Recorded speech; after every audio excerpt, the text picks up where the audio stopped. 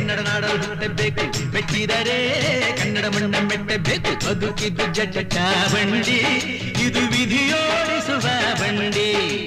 ಬದುಕಿದ್ದು ಜಟಕ ಬಂಡಿ, ವಿಧಿ ಅಲೆದಾಡಿಸುವ ಬಂಡಿ. ಹುಟ್ಟಿದರೆ ಕನ್ನಡ ನಾಡಲು ಹುಟ್ಟಬೇಕು, ಮೆಚ್ಚಿದರೆ ಕನ್ನಡ ಮಣ್ಣ ಮೆಟ್ಟಬೇಕು.